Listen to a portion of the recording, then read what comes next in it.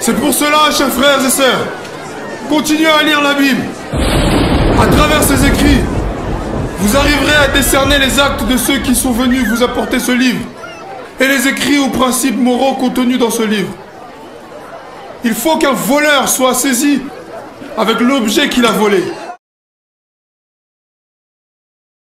Louange au Créateur de l'univers, salutations de paix, de vie, de force et de santé à tous. Dans cette nouvelle vidéo, toujours questions-réponses, on va encore essayer de répondre à certaines questions ou de réagir à certains commentaires qu'on nous a laissés en dessous des vidéos sur la chaîne YouTube ou bien qui ont été envoyés par message privé sur Facebook. Donc, on va lire sans tarder un commentaire de quelqu'un en fait qui se plaint des Noirs qui parlent de leur histoire, etc. Donc, c'est un certain Touran Islam. Donc, il nous dit, honnêtement, les Noirs me saoulent avec leur couleur. Ok, avec la reine de Saba, Jésus, etc. Ok. Donc, c'est déjà bien qu'elle reconnaisse que, enfin, il reconnaît que la reine de Saba et le Christ étaient noirs. Donc, ça, c'est une bonne chose déjà. Mais, c'est quoi toutes ces vidéos de racisme noir? Donc, je corrige un peu ce qu'il écrit parce qu'il a écrit ce racisme. Bref.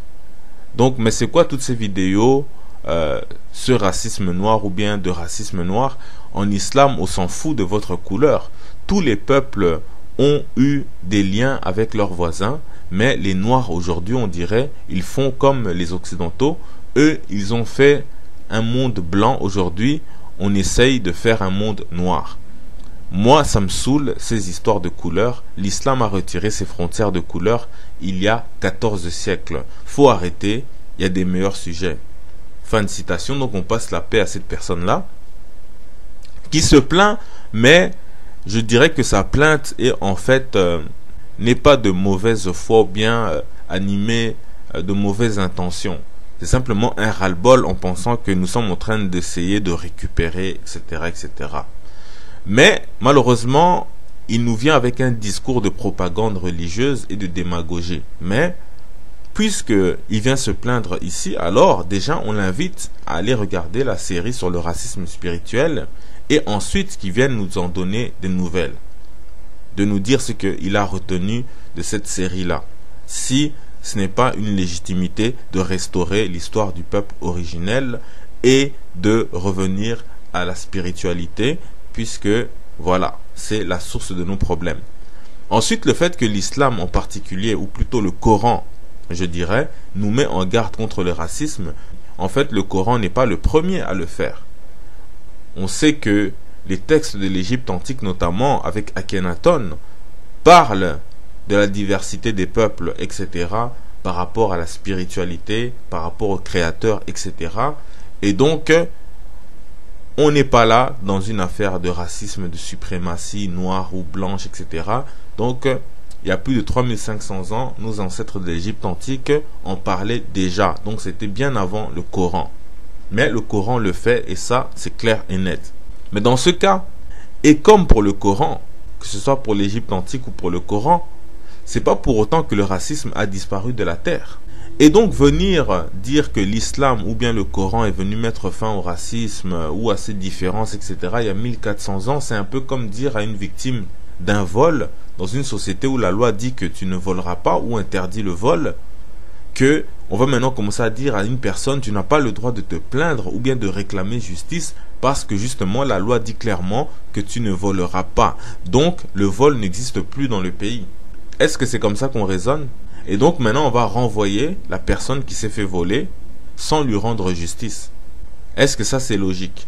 Donc on voit clairement que cela n'a aucun sens. C'est pas parce qu'une loi dit que tu n'as pas le droit de faire ceci que cela n'arrive pas. C'est pas parce que le Coran a dit que par exemple les peuples sont égaux, peu importe la couleur, qu'il n'y aura plus de racisme et que le racisme s'est arrêté à 1400 ans. Si le Coran ou bien un livre sacré ou même les lois que l'on fait dans les pays laïcs, etc., que nous avons actuellement, si tout cela avait mis fin au racisme, eh bien, on le saurait depuis très longtemps. Donc voilà, c'est pour répondre à ce commentaire-là. Donc, est-ce que le Coran a mis fin au racisme? Est-ce que les lois antiracistes ou autres ont mis fin au racisme? Est-ce qu'après le Coran, il n'y a pas eu 400 ans d'esclavage? Est-ce que avec le Coran, même les auteurs musulmans n'ont pas fait preuve de racisme. Si on pense comme ça à Massoudi, à Ibn Khaldoun, et ainsi de suite, est-ce qu'il n'y a pas eu du racisme dans leurs textes, dans leurs écrits? Donc il ne faut pas s'aveugler par la religion, on le dit à chaque fois. C'est comme ça qu'on perd le sens du discernement. Donc on appelle cette personne à se ressaisir et à raisonner correctement, hors de l'aveuglement religieux, etc. Maintenant on passe à une autre question. On va lire la question de Sami Siani, ou en tout cas son commentaire. Il dit: et tu fais partie des grands menteurs. Dieu dit dans le Coran qu'il a créé des hommes de différentes couleurs et pas d'un noir est sorti le blanc. Bon, j'arrive pas trop à comprendre ce qu'il a écrit là. Et pas d'un noir est sorti le blanc ou du blanc est sorti le noir. Et à chaque peuple, il a envoyé son prophète. Tu es ridicule de vouloir t'approprier l'histoire des autres. Donc c'est toujours la même plainte qui revient. Donc pour cette personne, on aura juste une question à lui poser. Donc si le créateur, comme cette personne a dit, a créé les hommes de différentes couleurs, c'est que le Coran, alors dans ce cas, tu prends le Coran pour un menteur.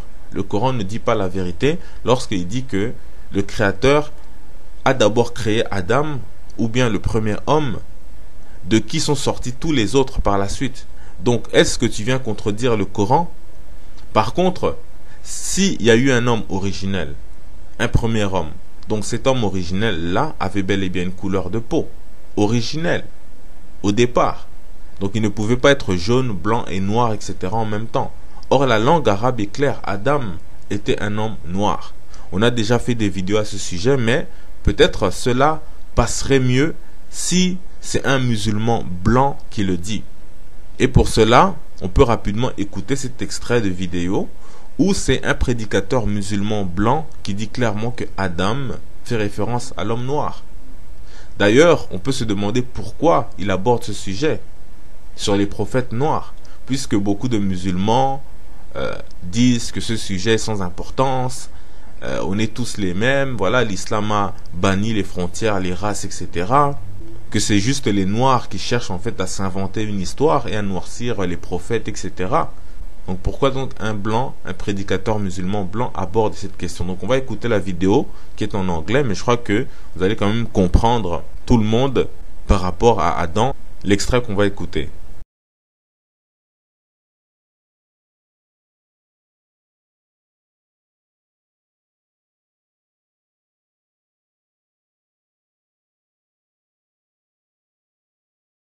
Okay, so you have historical evidence. Ibn al-Manzur, he says that Hajar, Musa, Isa, and Adam alayhi salam, because Adam means dark. Because Adam means dark. Because Adam means dark. Actually, in the Arabic language, that's how the Arabs used to describe someone with dark skin.